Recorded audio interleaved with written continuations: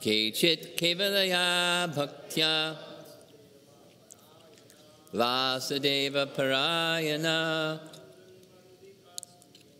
Agham dunvanti kartsnyena Naskara. Ladies. Kechit kevalaya bhaktya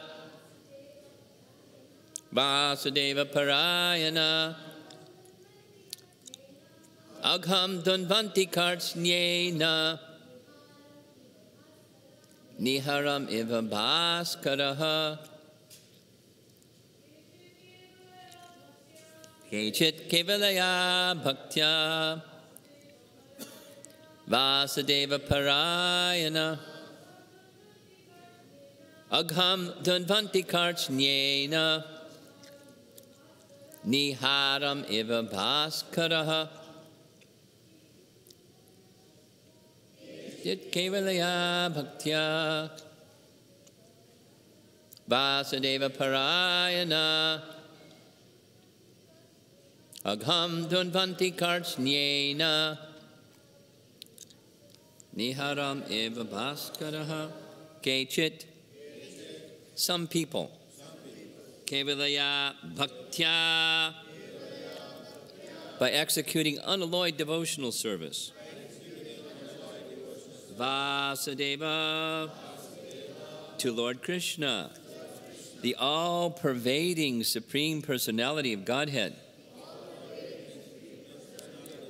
Parayana. Completely attached only to such service without depending on austerity, penance, cultivation of knowledge, or pious activities. Agham, all kinds of sinful reactions. Dunvanti, destroy. Kartsnyena, completely, with no possibility that sinful desires will revive. Niharam, fog. Iva, like. Vaskaraha, the sun. Translation, only a rare person who has adopted complete unalloyed devotional service to Krishna can uproot the weeds of sinful actions with no possibility that they will revive. He can do this simply by discharging devotional service, just as the sun can immediately dissipate fog by its rays. Purport by Srila Prabhupada. In the previous verse, Shukadeva Goswami gave the example that the dried leaves of creepers beneath a bamboo tree may be completely burnt to ashes by a fire, although the creepers may sprout again because the root is still in the ground. Similarly, because the root of sinful desire is not destroyed in the heart of a person who is cultivating knowledge, but who has no taste for devotional service, there is a possibility that his sinful desires will reappear, as stated in the Bhagavatam 10:14-4. Shreyakshatim bhaktim udasyate vibho glishanti te kevala bodha labhyate. Speculators who undergo great labor to gain a meticulous understanding of the material world by distinguishing between sinful and pious activities, but who are not situated in devotional service are prone to material activities. They may fall down and become implicated in fruitive activities. If one becomes attached to devotional service, however, his desires for material enjoyment are automatically vanquished without a separate endeavor. Bhakti parishana bhavo viraktir anyatra cha. If one is advanced in Krishna consciousness, material activities, both sinful and pious, automatically become distasteful to him. That is the test of Krishna consciousness. Both pious and impious activities are actually due to ignorance. Because a living entity, as an eternal servant of Krishna, has no need to act for his personal sense gratification. Therefore, as soon as one is reclaimed to the platform of devotional service, he relinquishes his attachment for pious and impious activities and is interested only in what will satisfy Krishna. This process of bhakti, devotional service to Krishna, Vasudeva Parayana, relieves one from the reactions of all activities. Paragraph. Since Maharaj Parikshit was a great devotee, the answers of his guru, Shukadeva Goswami, concerning Karmakanda and Jnanakanda could not satisfy him. Therefore, Shukadeva Goswami, knowing very well the heart of his disciple, explained the transcendental bliss of devotional service. The word kechit, which is used in this verse, means a few people, but not all. Not everyone can become Krishna conscious, as Krishna explains in Bhagavad Gita 7.3. Manushanam sahasreshu kaschid yatati siddhaye yatatam api siddhanam kaschin mam veti tatvataha. Translation. Out of many thousands among men, one may endeavor for perfection, and of those who have achieved perfection, hardly one knows me in truth. Practically, no one understands Krishna as he is, for Krishna cannot be understood through pious activities or attainment of the most elevated speculative knowledge. Actually, the highest knowledge consists of understanding Krishna. Unintelligent men who do not understand Krishna are grossly puffed up, thinking that they are liberated or have themselves become Krishna or Narayana. This is ignorance. Paragraph. To indicate the purity of bhakti devotional service, Srila Rupa Goswami says in Bhakti Rasamrita Sindhu 1.1.11, Anyabhilasha shanyam jnana karma janavratam anukulyena krishnanushilanam bhaktiruttama. Translation. One should render transcendental loving service to the Supreme Lord Krishna favorably and without desire for material profit or gain through fruitive activities or philosophical speculation. That is called pure devotional service. Srila Rupa Goswami further explains that bhakti is kleshagni shubhada, which means that if one takes to devotional service, all kinds of unnecessary labor and material distress cease entirely, and one achieves all good fortune. Bhakti is so powerful that it is also said to be moksha laghutakrit. In other words, it minimizes the importance of liberation. Paragraph. It's a long purport. Non-devotees must undergo material hardships because they are prone to commit sinful, fruitive activities. The desire to commit sinful actions continues in their hearts due to ignorance. These sinful actions are divided into three categories: pataka, mahapataka, and atipataka. And also into two divisions, prarabdha and aprarabdha. So we'll find out what these terms mean. Prarabdha refers to sinful reactions from which one is suffering at present, and aprarabdha refers to sources of potential suffering. This is nectar devotion. When the seeds, or bija, of sinful reactions have not fructified, the reactions are called aprarabdha. These seeds of sinful action are unseen, but they are unlimited, and no one can trace when they were first planted, because the prarabdha, sinful reactions that have already fructified, one is seen to have taken birth in a low family or to be suffering from other miseries. Paragraph. When one takes to devotional service, however, all phases of sinful life, including prarabdha, aprarabdha, and bija, are vanquished. In Srimad Bhagavatam 11:14-19, Lord Krishna tells Uddhava, Yatagni susamriddharchi karotye dhamshi bhasmasat tatamad vishaya bhaktir Uddha Vainamshi Kritshnashaha. My dear Uddhava, devotional service in relationship with me is like a blazing fire that can burn to ashes all the fuel of sinful activities supplied to it.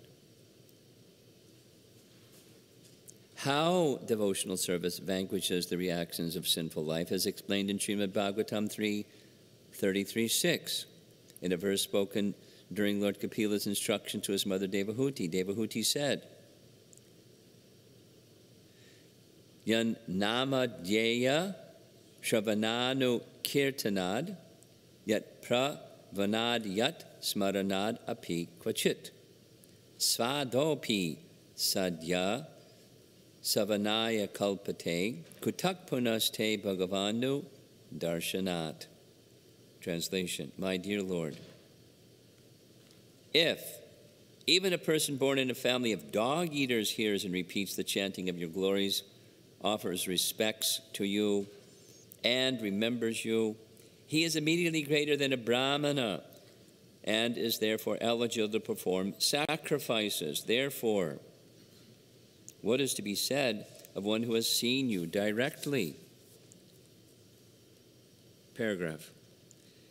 In the Padma Purana, there is a statement that persons whose hearts are always attached to the devotional service of Lord Vishnu are immediately released from all the reactions of sinful life. These reactions generally exist in 4 phases, mentioned previous. Some of them are ready to produce results immediately. Some are in the form of seeds, some are unmanifested, and some are current. All such reactions are immediately nullified by devotional service. When devotional service is present in one's heart, desires to perform sinful activities have no place there. Sinful life is due to ignorance, which means forgetfulness of one's constitutional position as an eternal servant of God. But when one is fully Krishna conscious, he realizes that he is God's eternal servant. And you'll be happy to hear the final paragraph. In this regard, Srila Jiva Goswami comments that bhakti may be divided into 2 divisions. 1, santata, or devotional service that continues incessantly with faith and love. And 2, kadachitki, devotional service that does not continue incessantly, but is sometimes awakened. Incessantly flowing devotional service, or santata, may also be divided into 2 categories. 1, service performed with a slight attachment, and 2, spontaneous devotional service. Shri Shri Radha Shyama Ki Jai. And then the second category, intermittent devotional service. Kadachitki may be divided into 3 categories. And they all have very interesting Sanskrit terminology. Raga bhasa mayi. What's that? Devotional service in which one is almost attached to. Raga bhasa shunya sarupa bhuta. Or devotional service in which there is no spontaneous love, but one likes the constitutional position of serving. And 3, abhasa rupa, a slight glimpse of devotional service. As for atonement, if one has caught even a slight glimpse, that's this abhas rupa, even if one has caught a slight glimpse of devotional service, all needs to undergo prayaschitta atonement are suspended, superseded. Therefore, atonement is certainly unnecessary when one has achieved spontaneous love, and above that, attachment with love, which are signs of increasing advancement in kadachitki. That's the second or intermediate type. Even in the stage of abhas-rupa bhakti, all the reactions of sinful life are uprooted and vanquished. Srila Rupa Goswami expresses the opinion that the word karchnyena in the verse means that even if one has a desire to commit sinful actions, the roots of that desire are vanquished merely by abhasa rupa bhakti. The example of bhaskara, the sun, is most appropriate. The abhasa feature of bhakti is compared to twilight, and the accumulation of one's sinful activities is compared to fog. Since fog does not spread throughout the sky, the sun needs do no more than merely manifest its first rays, and the fog immediately disappears. Similarly, if one has even a slight relationship with devotional service, all the fog of a sinful life is immediately vanquished, like a Jamulan. That's the very next verse, because the speaker of this verse is Shukadev, and it's the theme of the canto. It's the theme of the bhakti process. In a broad sense, is the theme of the whole Srimad Bhagavatam, because the whole Srimad Bhagavatam is teaching bhakti. There's many things, but the essence of what it's teaching and nurturing and facilitating is bhakti.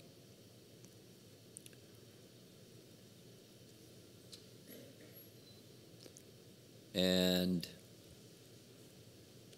I selected this verse because I was given the license to select a verse for this morning to be consistent with the Japa retreat we just held. So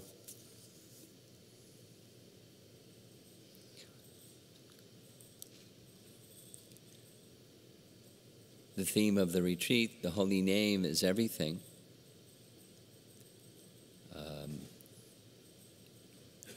Is illustrated by the explanation given by Shukadev Goswami following this verse. The next, 2.5 chapters is the Ajamila story, where it was the abhasa of nama, or namabhas. This verse is speaking of abhas bhakti, bhakti abhas, shadow of devotional service. And namabhas or bhakti abhas are very powerful. What to speak then of Shuddha Nam or Shuddha Bhakti? And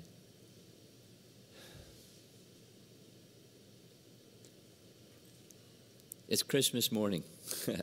So here we are at the Hare Krishna temple on Krishna's morning, because there's some faith in the bhakti process that we all share. And major mission in our being here for the weekend and here this morning is nurturing of faith in the bhakti process, specifically nurturing faith in the chanting of the holy name. Sit still. Sit still. Thank you.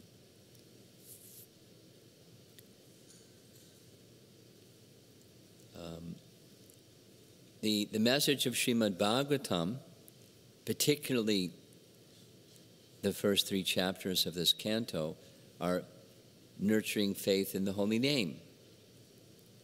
It's, in the broader sense, nurturing faith in the bhakti process, because by chanting the Hare Krishna Mahamantra, by chanting Krishna's holy name in this manner, its power, its laser focus is stimulating, awakening desire to be in Krishna's service. That's the definition of the mantra that Prabhupada has given us.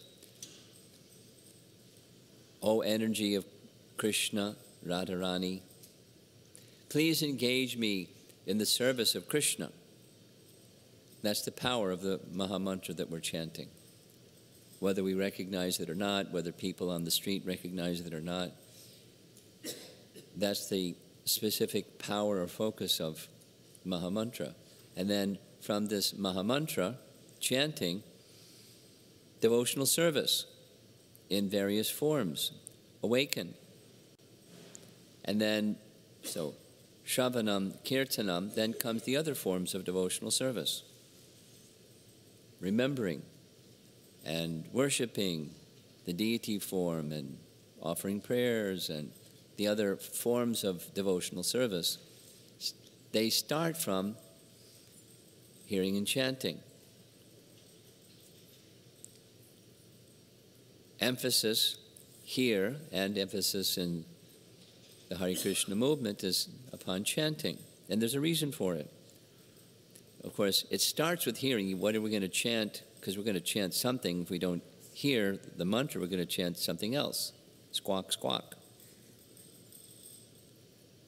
So it starts with hearing, but proper hearing indicates that we're chanting. So it's the activity that follows the activity of hearing from the right source and hearing in the right mood that says, yes, at least let me try. So that's this faint abhas. Later in the chapter, there's categories of abhas. In the case of Ajamila, it was unintentional, hela namabhas. He wasn't intending to call Lord Narayan, he was intending to call his son, who was named Narayan. Because Super Soul reminded him, or from as a Brahmana, to name his son Narayana, so that at the time of death he would call his son, who he was attached to, Narayana. And then there's the joking kind. Like when we go on Harinam sometimes and people pass by and they go, Hare Krishna, ha ha ha ha ha. That's namabhas. One little Prabhupada story, quickly, it's a longer version. One morning class at our Henry Street Temple in Brooklyn, Prabhupada was speaking on devotional service, and I remember very vividly, Trivikram Swami, who had taken sannyas while Prabhupada was there, he stood up to ask the first question, and it said, Prabhupada, when people make fun of the holy name, just like right across the street from the temple at that place, it was a rented place, was a, what do you call it, elementary school. So there were children that, there's this, because it was Brooklyn, there's a big wrought iron fence about 10 feet tall, with spikes on the top, so the kids couldn't climb out of the schoolyard. But so they would line up at the fence when we were coming and going from Harinam, and they would line up and make fun. So Trivikram Maharaj was thinking, this is offensive, and maybe we should do something about it. So he asked, that was the source of the question. And Prabhupada said, no, that is very good. He didn't detail, but the detail is here. It's namabhas, joking. Or the type that Shishupal did, scorn and derision. It's another type, Sanskrit term for it. Fantastic. I mean, his attitude isn't fantastic, but that he was calling Krishna's name again and again and again, that was fantastic. Look what happened. He got liberation. He got, a little reaction for his scorn and derision program, but he got purified.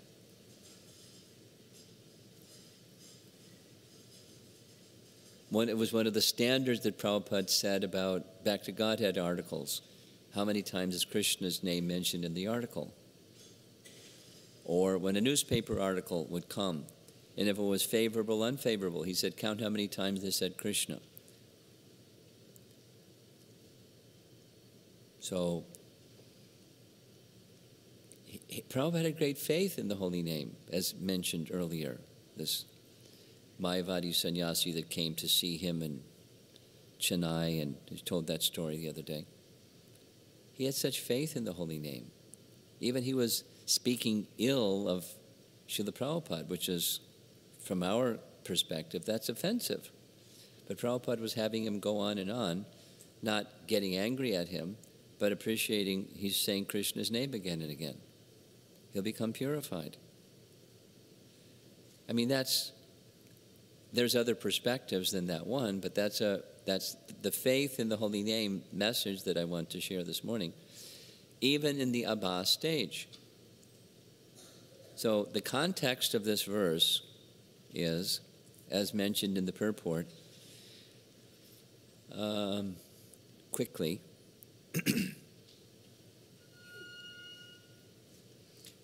the end of the 5th canto Bhagavatam is a description of the hellish planets.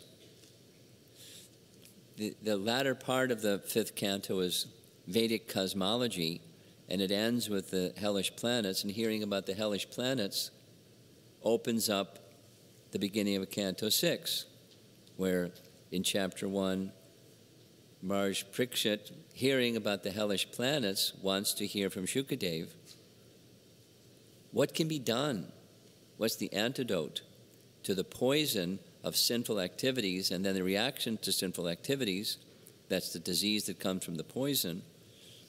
And then the suffering that people are going to have to undergo in the hellish planets that you just described. What can be done to cure people or free people from the reactions of sins?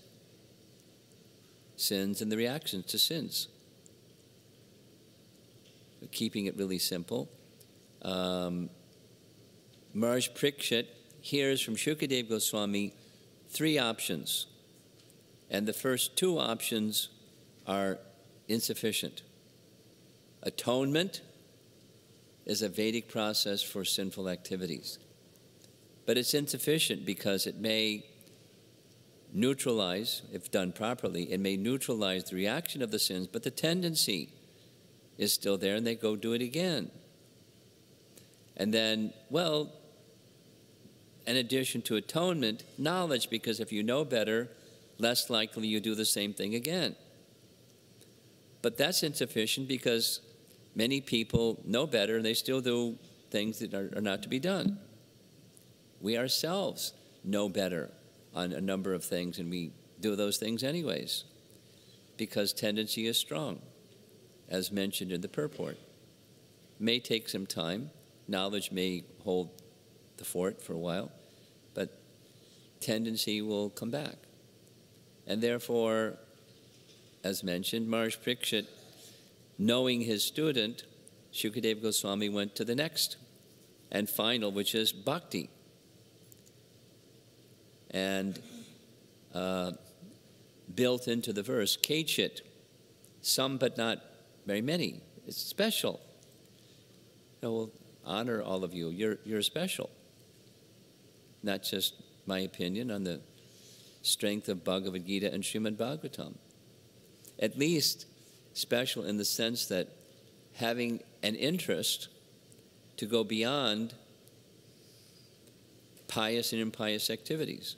Because, well, pious activities are better. Mode of goodness is better than ignorance and passion, but it's inadequate. And those that understand it's inadequate take to devotional service. Now, sometimes there's this desire to bring in to devotional service the modes of nature. Sometimes the mode of goodness, imported in terms of let's do some philanthropy.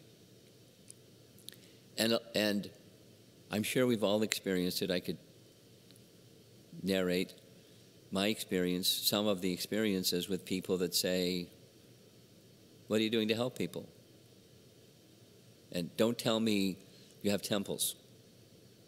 And don't tell me you have books and knowledge. I want to know what you're doing to help people. I mean, in kind of like a challenging spirit. So don't give me that. Tell me what you're doing to help people. Because that's their expectation. Prabhupada writes it in Ishopanishad. It's one of the greatest obstacles is in propagating bhakti is people expect, oh, you're a spiritual or religious organization. It's your job to help people who are less fortunate. And Prabhupada's answer, that's the job of the king. The social services program of the government. Doesn't mean devotees can't do that. We do that. We should do that. However, for whom are we doing that? For whom are we doing anything? But people don't ask that for whom part. They just, you have the experience. That's their expectation. So we do some things like that, like Food for Life and whatever else, without detailing. I want to stay on the topic here of bhakti has the power that other pious, impious activities don't have, that knowledge doesn't have, like the messages from the previous verse. Supposing you have a bamboo forest and you have a big fire and all the leaves that fell from the bamboo trees are now burned, and even the bamboo trees can be burned, and you just got barren land. You took care of the bamboo forest and all the leaves that fell to the ground. But wait a while, because if the root is still there, what's going to happen? It may take a while, but the root is still there. A little shoot will come. You have another bamboo forest. Without uprooting the bamboo, it's going to grow again. That's this tendency. And the tendency for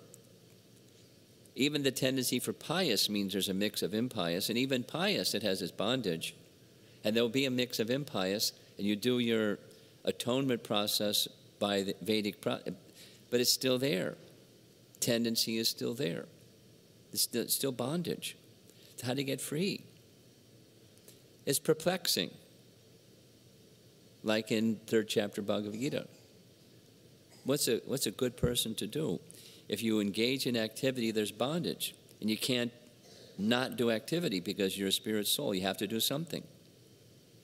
So damned if you do and damned if you don't. What do? Oh, good soul, what are your options?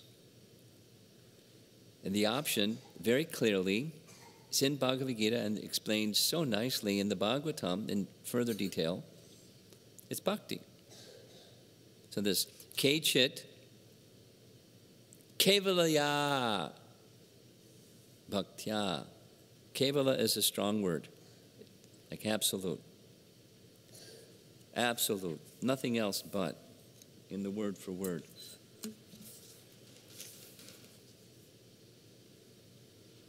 by executing unalloyed devotional service. Well, we're not there yet.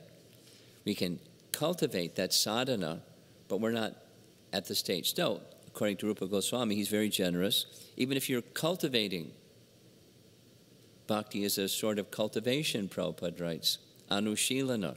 You're following the shila, the conduct, the character, the activities of great souls. We're supposed to be doing that. That's the bhakti, sadhana bhakti process, cultivating. And that counts as uttam bhakti, although it's just in the practicing stage. You just keep practicing and practicing like that, not keep the mix going, but cultivate the unmixed devote, just like cultivating, taking full shelter of the holy name, or cultivating through proper sankalpa the intention of receiving Krishna and the fullness of Krishna, the whole of Goloka, just through the name. It's amazing. So striving towards that, that's the cultivation part. It's very powerful. Kechit kevalaya bhaktya, unto whom? Vasudeva, Krishna. Vasudeva parayana. Parayana. Nice word. Parayana, completely attached. Parayana. Well, we're not there yet either. But because we're attached to stuff of the temporary nature, along with cultivating attachment to Vasudeva.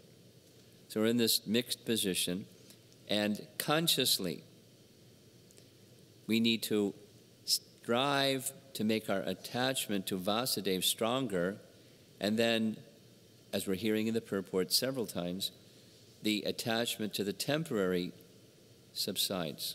We have to be willing to let go of the temporary, otherwise it won't go.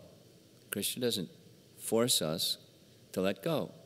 There has to be a willingness, but the willingness to let go is our bhakti process is not give things up. Our bhakti process is accept things favorable, and then in turn, on that strength, reject things unfavorable. And it's gentle and gradual and progressive. But there has to be a willingness to let go, like pull the anchor when you're rowing the boat. You have to pull the anchor. There has to be a willingness to go from where we are to where we want to go, and letting go is part of the process. Pratikulya varjanam. But it follows, as we said yesterday, put the horse in the front and it'll pull the cart. Make your conscious effort to contact Krishna, and you'll find all kinds of anchors, not just one. All kinds of attachments to the temporary, not just one. Maybe there's a favorite one, or two, or three, or 10, but there's so many attachments to the temporary. Asat Trishna in the language of Bhaktivinoda Thakur. The thirst for the temporary, the impermanent. Seeking happiness in fruitive activities, because fruitive activities give you fruitive results, and fruitive results are something you can enjoy, so we're attached to fruitive activities for those reasons. And it's ignorance. There's no happiness there. It's misery. It's suffering. We have to be willing to let go of the sources of misery if you want to get rid of misery. So the asat trishna, the ignorance, is something we need to let go of. But the strength to do that is in the bhakti process and through the association of those who are bhaktas. I mean, many of the persons who shared yesterday evening, the strength to chant the however many rounds, the 32 rounds or the 64 rounds or the 144 rounds, it's not easy to do that, in your living room or in the temple room in your home. It's doable, certainly. But the strength to do that has come already from sadhu sangha. So, association to devotees, so important. And from that, the strength of the bhakti grows.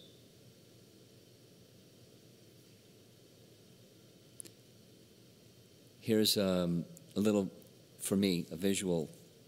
Supposing there's a fire, like a campfire or something like that. And after some time, the fire goes out. And the coals are still there, glowing red, but there's no flame because it's kind of gotten to that stage. So if you want fire again, it's really simple, really simple. Take some kind of instrument, a stick or something, and bring the coals together so they're kind of piled up close to one another, and just go like that. Fire will come. Flames will come. Similarly, we're like those coals. There's some bhakti, and it's not as strong as it could be. It's not as strong as we would want it to be. So functions like what we just have gone through, come together, pack ourselves together, and hear and chant together, and worship together, and then a little flame comes. I was on a morning walk with Srila Prabhupada in Vrindavan, and he was explaining the principle of preaching. It's really simple. He said, preaching means see where there's a little spark, and go like this. He went with his hand. Not too much, not too little. You have to find out what the right too much, too little is. And then the spark becomes a little flame. And he looked around to, see, did you get it? And then he stepped back, said, and a great preacher is they can turn that flame into a big blaze. And his eyes got really big. And that's what Prabhupada did. He brought together some people. A little spark, kind of, covered, but a little spark, and went like this. Kirtan, Bhagavad Gita class, 3 nights a week. And then came a flame, and then flame came a blaze. And then the blaze spread. Because he was expert. So similarly, just our coming together like this and doing the things that we've been doing, it's meant, the intention is to make the spark a flame and then carry that flame forward. Just like Devaki Nandan was saying yesterday evening, let us see if we can come together however frequently, and good intention, and let's see what really happens. But the principle doesn't change whether it's done or not locally. Periodically come together and attend Mangalarti, chant Japa together, have a nice Guru Puja and greeting of the deities in class. You can do all that in your home. There's no restriction. And many of you are doing that in your home. And to do it together, as well as doing it at your home, there's some strength, and spiritual strength in all of that. So now, back to the verse. Kechit kevalaya bhaktya vasudeva parayana. This is this exclusive bhakti. Agham dhunvanti karchnyena. Agham is really easy to translate. It's sin. And with sin comes its reaction, sinful reaction. Even there's this nice English word, anamantapiya. You've heard that word before? a word that sounds like the meaning. Like agham, like somebody hits you in the chest and you go, agham. Agham. Dunvanti karshnyena. Dunvanti, destroy. And karshnyena is completely. And Prabhupada puts in parentheses, with no possibility that sin will desire. Not just because that's the topic. How do you get free from that hellish planet destination? Well, you can't just stop the prarabdha karma. Prarabdha karma. Some of you have homes. And if you have homes, you probably have a lawn. Maybe you don't. Maybe you just live in an apartment. But outside the apartment, there's a lawn. And in the lawn, commonly around here, there's dandelions. So the guy comes along with the lawnmower and mows the lawn, and the dandelion thing is gone. But what happens? It grows again, quickly. It grows quicker than the grass grows. And then you let it go, and it gets dandelion, whatever it is, seeds, and the wind comes, and you get more dandelions. Almost across the street from the Naperville Center, there's this dandelion forest. It's a plot of land that there's nothing on it, and it seems like it's neglected, and I don't know, a lot of dandelions. There's probably some finite number, but there's a lot of them. And, I'm sure the dandelion seeds are blowing all over the place and neighboring. Anyway, so prarabdha karma is mowing your lawn. But then there's the thing that's beneath. So these 4 stages we know from nectar devotion. Seed, starting to fructify, almost fructified, fructified. 1, 2, 3, 4. So atonement deals with the prarabdha, but not the other 3. So now how to deal with the other 3? Knowledge isn't sufficient. Knowledge is good. But real knowledge, as we heard, actually already yesterday, is that which nourishes bhakti. That's real knowledge. So you're a teacher, you're a parent, you're a leader of something or other. That's the real teacher, the real parent, real mother. You give this knowledge that shelter in the holy name is everything. Because by that shelter in the holy name, the root of the dandelion weed can be pulled. The root of the tendency to engage in activities that are pious or impious, because mixed with pious, there's always impious. And then there's bondage to birth and death, and there's reactions to the impious, and there's suffering. And so the real solution, the real education, real knowledge is giving that. Now, you can't make the decision for somebody to say yes. They have to say yes. And there can be an unwilling yes. Or like, the kids in the neighborhood where they were just making fun of Krishna's name.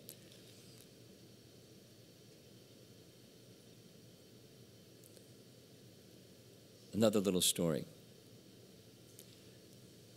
Once upon a time I was traveling. And it was a time when I was traveling by Northwest Airlines, when there was Northwest Airlines. And the hub for Northwest was Detroit. So I was going from one place to another place, passing through Detroit. So I was off of the one plane waiting for the next connection. And down the hallway, waiting for the next flight, was a whole group of employees. And they were laughing and, co-workers. And then amongst the co-workers, there was something like 6 or 7 of them. One of them stopped dead in his tracks and told his friends, "You keep going." He came over to me and said, Are you Hare Krishna?" And I said, yes. He said, oh, no. I was wondering what that's that all about. What's wrong? He said, when I was really small in elementary school, we lived right across the street from the Hare Krishna temple. And I said, I was living in the Hare Krishna temple right across the street. And he went, oh, no. I said, what's wrong? He said, we were really bad. You know, we threw rocks through your windows, and you left cars in the street, and we burned the cars that you left parked in the street because we wanted those parking places ourselves, and we were really bad. I said, yeah, I remember. He said, oh, no.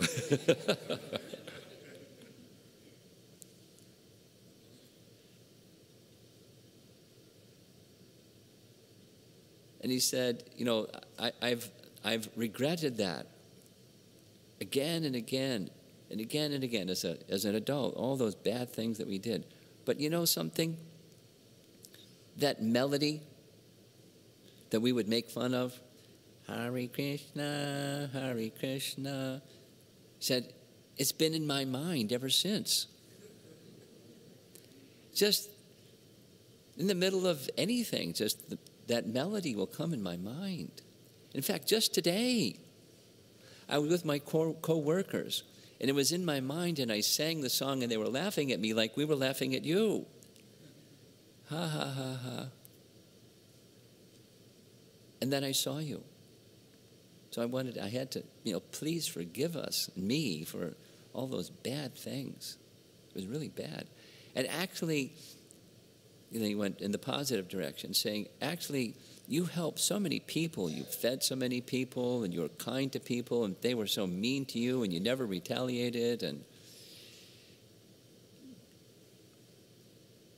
please, in addition to forgive me, please keep up the good work. And I thought, okay, this is Krishna speaking through this fellow. Keep up the good work. Because at that time, Harinam, public Harinam wasn't as prominent as it was previously. And something that we should make Harinam prominent again. Why? Who can say? The Shobha Namabas people that make fun, they're getting so much benefit. Who can say? Who can say? You know, he's not necessarily become a sadhaka, but he's got Krishna on the mind, manmana. And it didn't start, you know, favorably. Who can say? So this namabas, now, has this young man become free from even the tendency to commit sinful activity? At least we should know, with faith, the potency is there. The potency is there for that fellow. The potency is there for us. It's an equal opportunity organization. It's available for anybody, everybody. And what's helpful is faith. So the Bhagavatam helps nourish that faith, and that's why I picked this verse. Very powerful, and there isn't anything else that compares with it. There's many other things to say on this topic, but there isn't anything. Harir Nam Eva Kevalam. That's Eva Kevalam. There isn't something else. Just like the verse that Chaitanya Mahaprabhu said that his spiritual master, Ishwarapuri, instructed him for a week in one verse. Harir Nama, Harir Nama, Harir Nama, Eva Kevalam. Same phrase. Kalo nastyeva, nastyeva, nastyeva gatiranyata. Meaning there isn't an alternative. Na asti eva. There isn't an alternative. There isn't an alternative. There isn't an alternative. Is there an alternative? What about something else? There isn't an alternative. Now, are we fanatics? Well, we're followers of the Vedas that tell us there are other things that are beneficial, but those things that are beneficial, they're insufficient. I was asked this question recently by somebody that had a nice initiated devotee that had a bad experience without the detail of the bad experience. And one of his questions was, sometimes I hear devotees say, and I want to know if Prabhupada said it, if people are part of some other tradition, are they like less intelligent? It seems to me that's, forget the word that he used, but proud and improper. Could Prabhupada actually say that? So, not less intelligent, but there's degrees of good fortune, and beyond any other thing is this shelter of the holy name. Prabhupada would encourage whoever he met, take shelter of the holy name. Whatever your tradition is, chant that name. If you don't have a name, here's one. But chant the name. Because Harer Nama, Harer Nama, Harer Nama, Eva Kevalam. There's that Kevalam. Or Kechit Kevalaya Bhaktya Vasudeva Parayana.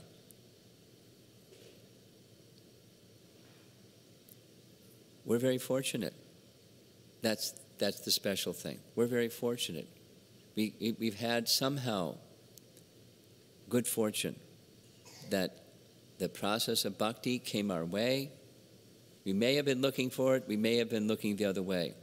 The process of bhakti came to us.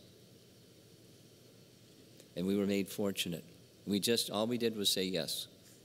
Maybe a mild yes. Maybe a medium yes. Maybe a strong yes. But we said yes. Now that good fortune is increasing. So keep saying yes. And keep going further. This is nourishing faith now. Keep going further in the bhakti process. Because it will take you, as described here, beyond anything that pious, impious, good karma, knowledge, and any other thing can give you. The other things can't give you the same thing that bhakti can give you. It's not pride. It's just a statement of scripture. Bhakti has that power. Please take it. And you may have some attraction for something else. Make sure bhakti is there. It's having a discussion with somebody about their education options and so on. Make sure that if you do that, career development, is it for the pleasure of Krishna? Because if not, it's bondage. Maybe, higher grade bondage. But it's bondage. And Bhagavad Gita's teaching is to go beyond that. Abrahma bhuvana loka purnar arvartan orjuna. Don't go for the bondage program. What's other than that? The bhakti program.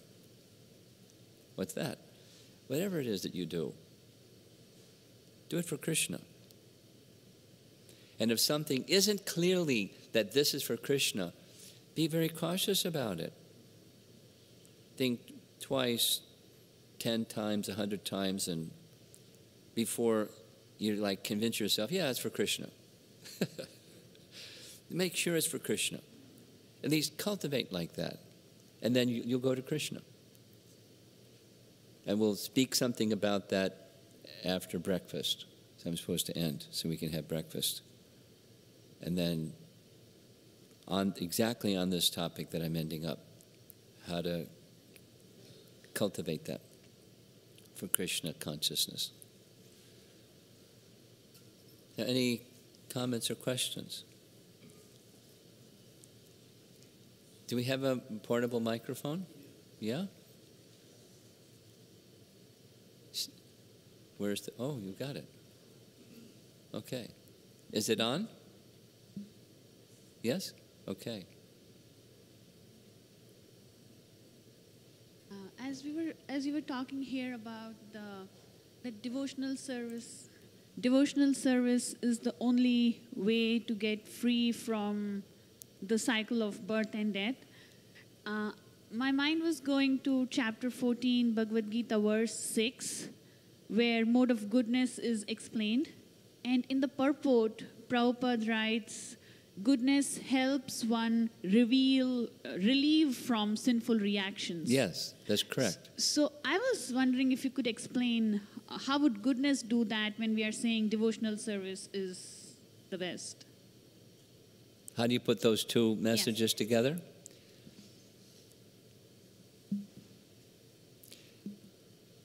Put it in simple terms. It's a window. Like, here's some windows. And over there is a wall. So we don't know what's on the other side of the wall because it's a wall. But we can see what's on the other side through the window. We're not on the other side, but we can see what's on the other side. So mode of goodness is like a window. We're still here in the modes of nature, and ignorance and passion are still secondary but competing. And sometimes passion supersedes goodness and so forth. But it helps to see what's on the other side. Like, at least notionally, conceptually, what does it mean that I'm spirit soul? I can easily say, yeah, I'm spirit soul. I accept it. What does it mean? What does it look like? What does it feel like? How do you live your life accordingly? So the mode of goodness helps get a picture of reality with a capital R. What's on the other side of material existence? At least conceptually, notionally.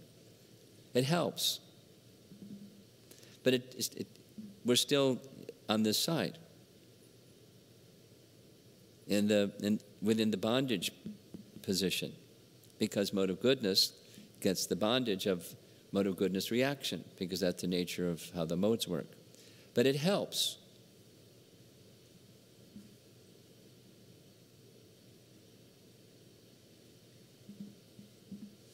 So is it a correct understanding that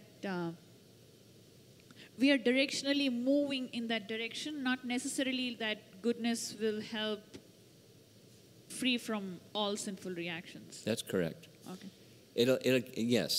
Yes, you got it. So both atonement and knowledge, those two, karma kanda has atonement, elevation, and then atonement for inadvertent mistakes, even in karma kanda or good activities, there's some mistakes. Atonement neutralizes, if done properly, the reactions. But there's still the tendency. But it tells us there's, what's life like that's beyond tendency?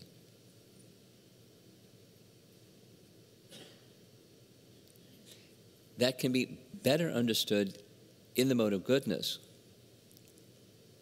And then but you still have to make the step. And to make the step requires association with a bhakta who can not just, say, this is what it looks like. I mean, that's a beginning, even. Vartma Pradarshaka Guru. It's, the spiritual world is that away. But that's introduction to bhakti. Okay? Yes, over here. Raise your hand again, please.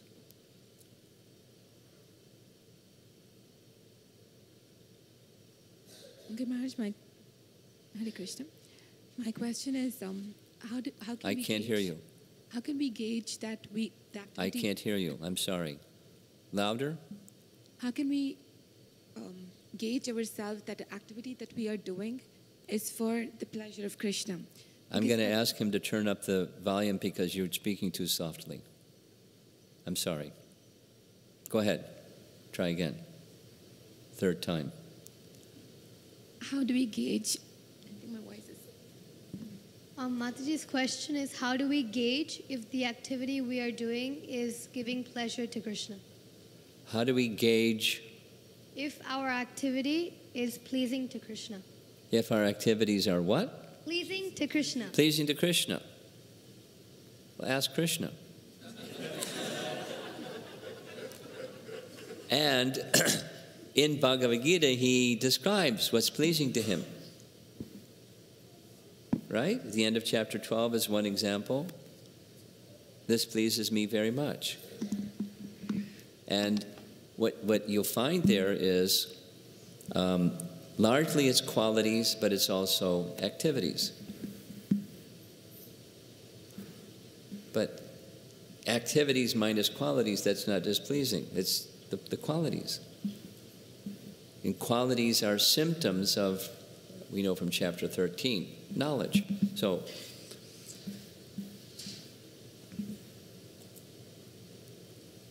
offer with love and devotion something even very simple, fruit, flower, leaf, water. Krishna is pleased. So then you could say, well, how do I know if I'm offering with love and devotion? And Prabhupada's answer to that is everybody knows. Like, if sincerity is necessary, then how do I become sincere? Well, everybody knows what sincere is and become sincere. That's Prabhupada's answer. Sincere. That means, so monitor. Mind the mind. Monitor the mind. Is there some other intention here when I'm doing something that it's not, I want to please Krishna.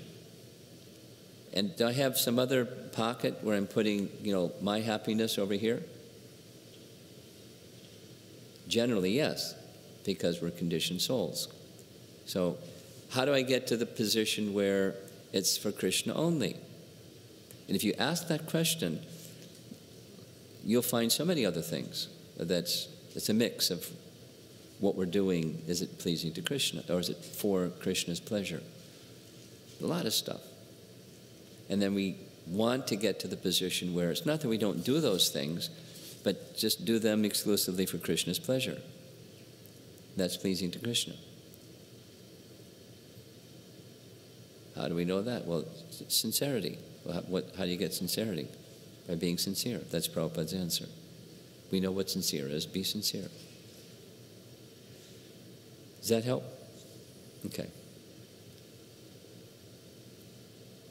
You could say, ask your spiritual master and ask your husband. Ask your best friends. Not just the people who pat you on the back. People who, will be honest with you and say, is this pleasing to Krishna? And they'll ask you, what's in your heart? And you'll say, mix. Okay, well, make the mixed unmixed. And then that's more pleasing to Krishna than less pleasing to Krishna. The unmixed. Like that. Yes? Hare Krishna Guru Maharaj. Actually, you got a powerful voice compared to hers. Turn the volume down a little bit. Turn the volume down a little bit. Nataraj? Oh, he's doing it. Okay, go ahead. Yeah. He doesn't have to go in the booth. He can do it on a little pad. Is it okay? No. Yeah. So actually, I had a similar question. You had a similar question. Yes. Speak slower. My struggle is in a kind of chain of activities, the consciousness that it is pleasing to Krishna sometimes dwindles, sometimes it goes down, and in the chain of activities, when you're like continuous activities that you have, it is, I struggle to keep that consciousness. Yeah, sure. It's called Anishtata Bhakti.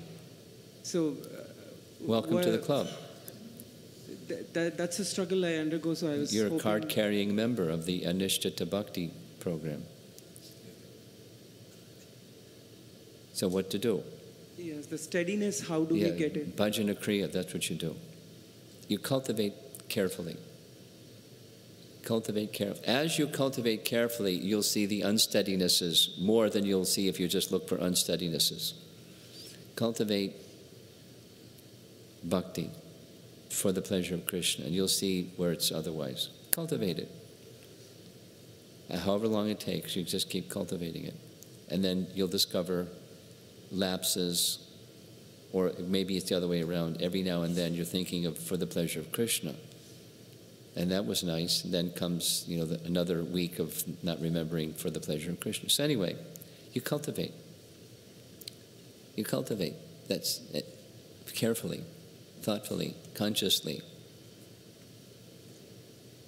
Okay? Now, the question you're asking, give him the microphone, please. The question you're asking is a topic that we're going to be discussing next weekend. Always remember Krishna, never forget Krishna. That's our topic. See you there. Or at least online if you don't come. Yes? Hare Krishna Guru Maharaj. Please accept my humble obeisances. Am I audible? Ah, very good. Okay. So I have this question from several months. For several months? Yeah. Okay, let's go. So in Bhagavad Gita, Krishna says in the Manushanam Sahasreshu verse, Yes. Yeah, it says, out of thousands of men who strive for perfection, and out of those people who Hardly one knows me in truth. Yeah. So I would like to know here, I mean, as per my understanding, who strives for perfection, in the sense who is practicing Bhakti Yoga or devotional service. So even the thousands of people who are practicing Bhakti Yoga, which is very powerful, only one is actually attaining the Supreme. So what qualities or what differentiate that one person out of those thousand? What Krishna likes in him? Say just the last part again, not the whole thing. What are the qualities that Krishna is attracted by? That's your question? Not exactly. No. What's your question? Say it slowly and clearly. Oh yeah, I'm sorry for talking so fast. So out of those thousands of men who are practicing for perfection, I got that part. only one attains the truth. Only one knows me in truth. Knows me in truth. So what makes that person What unique about distinguishes those that don't and those that do know? Yes. What's that quality or characteristic? Yes, Maharaj, yeah. Shuddha Bhakti.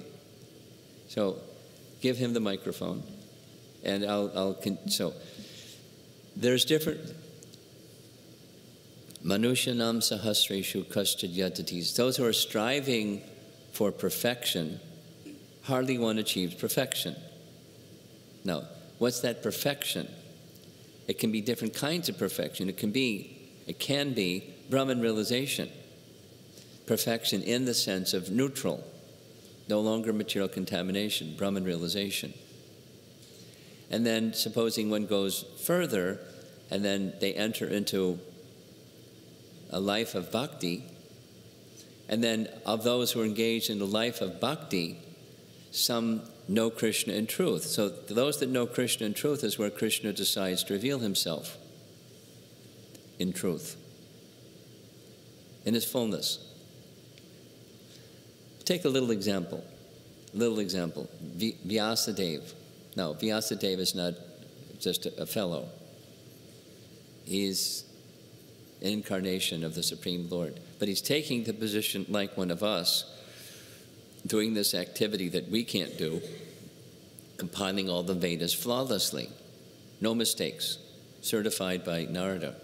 But he didn't sufficiently glorify Krishna.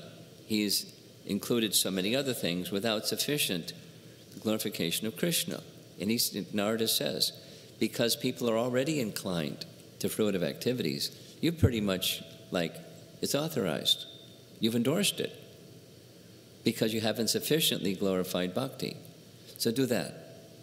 And to do that, here's 1, 2. Meditation and trance, then the realization, rewrite the Bhagavatam.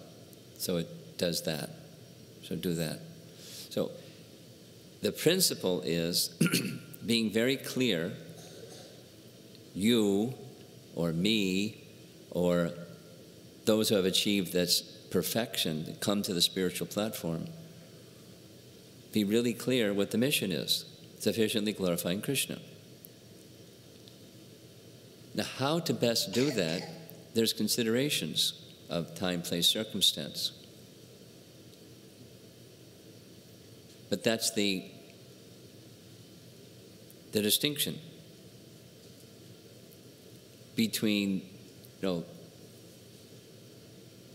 knowing Krishna, and that is, Krishna decides to reveal himself as he did to Vyas. He revealed himself in full. Pashat Purusham Purnam. He saw the whole spiritual world. Brahma saw the whole spiritual world. So what did he do? He underwent tapasya. What was his tapasya? He chanted his mantra for a long time.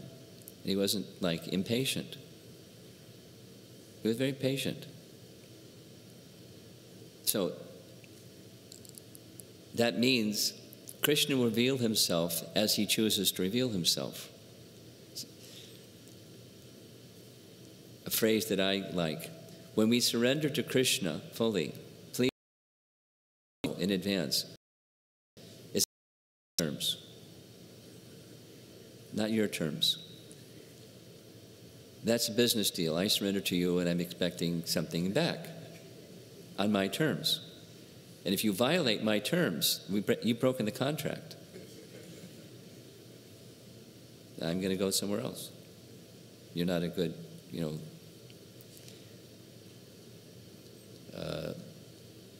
provider of my needs.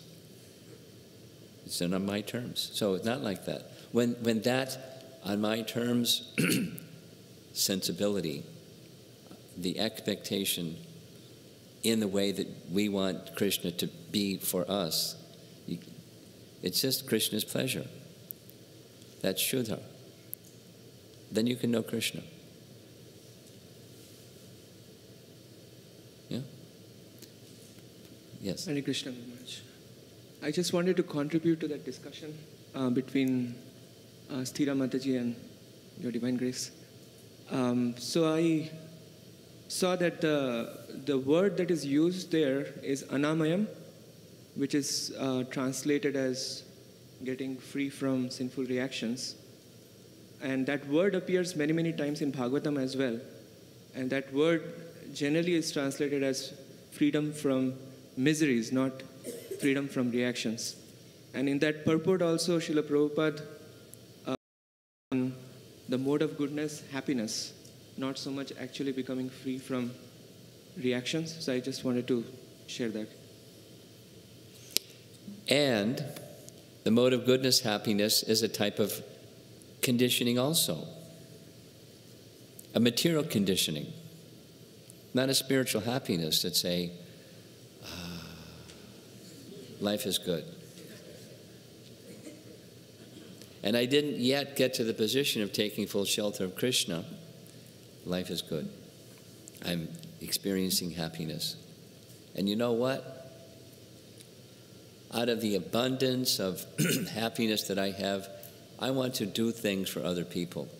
I want to be compassionate and help other people, and that increases my happiness. It's a conditioning, explicitly, in Bhagavad Gita's terms. One becomes conditioned by that happiness in the mode of goodness. Stira, you got it? Yeah, okay.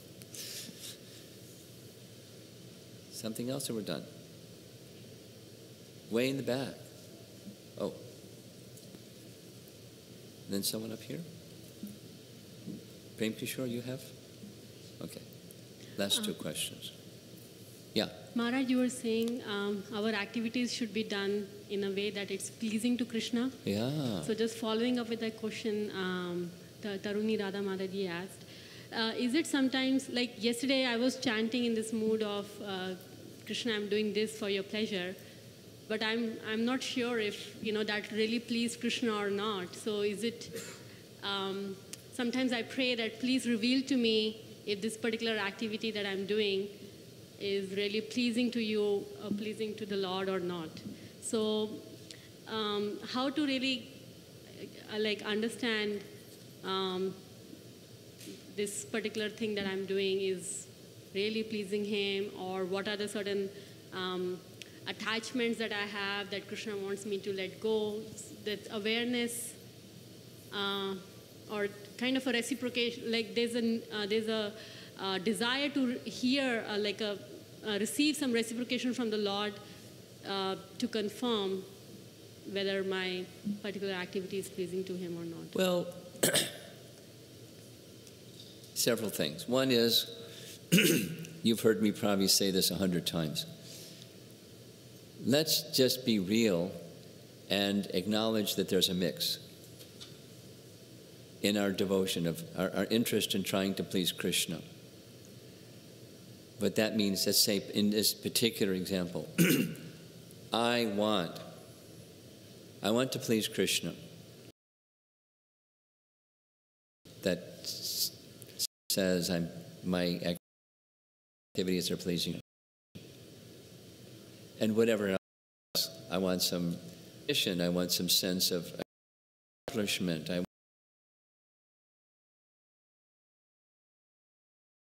Because materially speaking, we all know the program very well. We do something because we want a sense of accomplishment. And there's a challenge, and we rise to the occasion of the challenge, so we have some sense of accomplishment. I did it, etc. There's all kinds of material mixes going on within us. So that's a starting point. Just assume. Now, second, looking for a sign from Krishna. Well, he's in our heart. And as we have heard from many who have shared what it's like to chant where it's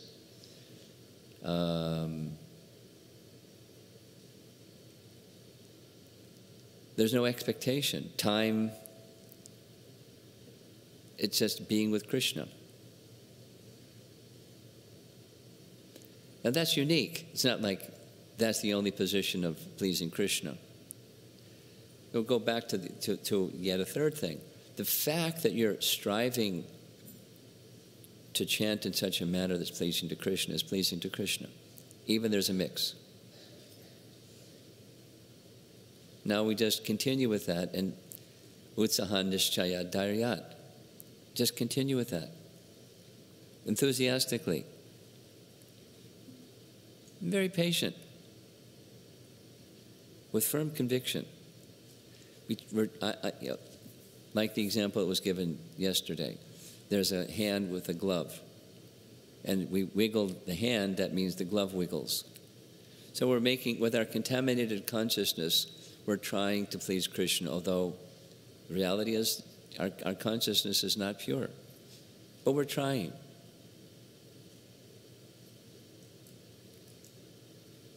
Anushilana. We're cultivating that consciousness. That's pleasing to Krishna. And can it be, are we there yet?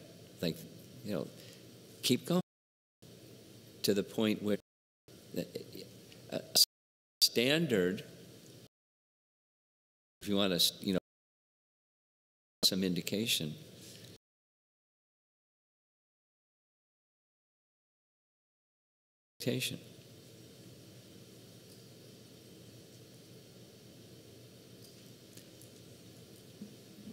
and as Prabhupada said, one just continuously chants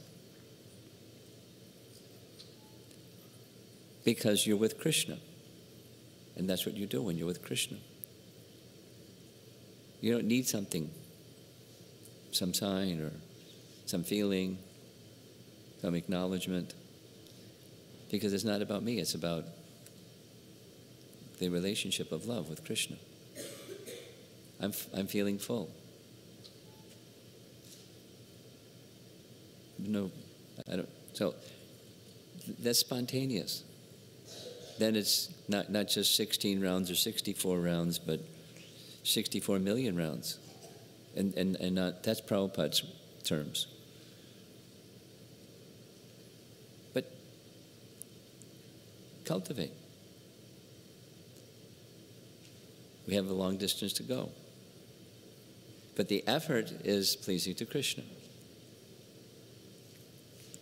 Then one other thing is profound humility. That's found in all of our great souls. Those that actually are at the top stages of pleasing Krishna, they don't feel they're there. They don't feel at all qualified. They feel unqualified. That's a symptom. Profound humility. To look inside, and is that what I'm feeling? Mostly, some pride and some sense of achieving something that's a goal for us.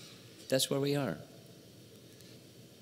So that's not fully pleasing to Krishna, but the effort is pleasing to Krishna. So we're in this mixed position. Keep going. Cultivate. Following the indicators of the perfected souls. Anushilana.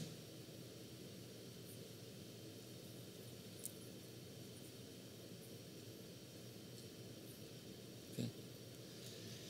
Hare Krishna Guru Maharaj. Last question for the morning. I have two questions. Two questions for the morning. Okay. The first one, little bit continuation. If you, little bit elaboration on parayana, completely attached to such service without dependence and austerity, or penance or cultivation of knowledge. Yeah. So how can you have that complete attachment? Have a complete attachment. The word parayana in the verse, so completely attached to Krishna. So how can you have that attachment, complete attachment, without austerity or penance? Oh, it doesn't mean you're a wanton person now. You have the license to be, all over the place. That's not the attachment. It's not the dependency. It's there, but it's not the shelter.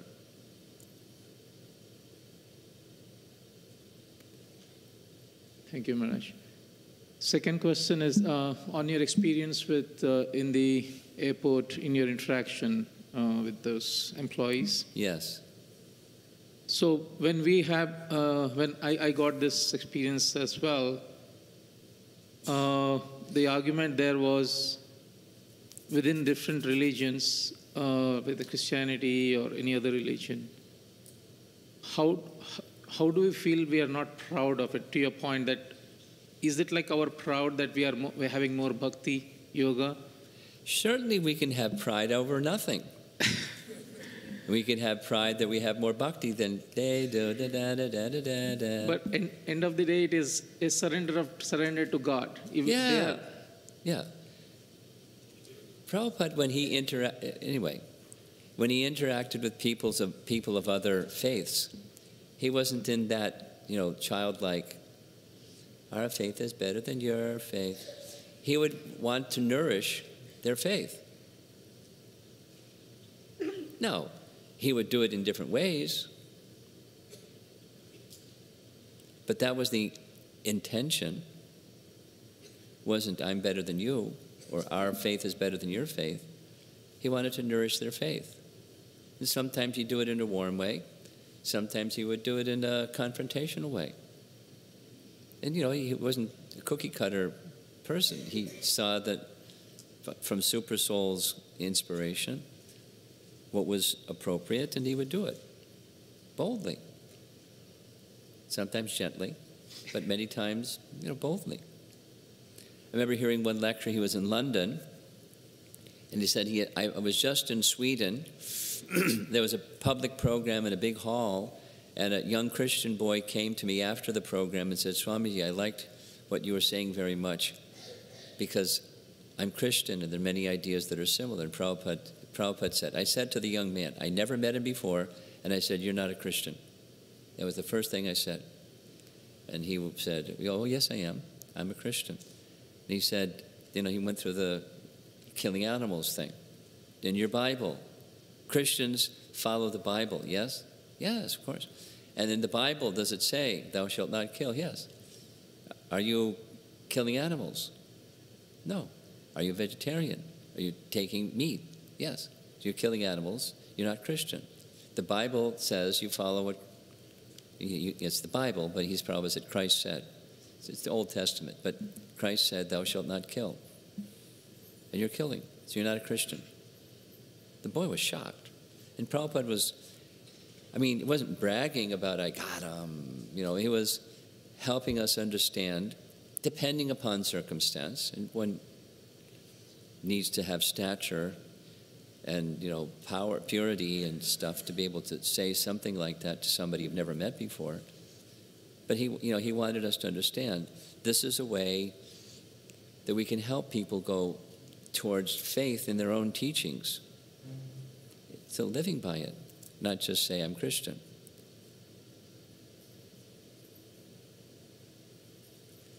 Because then comes someone, well, yeah, I'm not following, but Christ died for our sins, so it's okay. And then, then there's another conversation.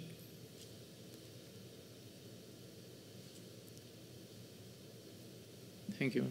Easy for one to be proud of anything or next to nothing. Srila Prabhupada ki jai.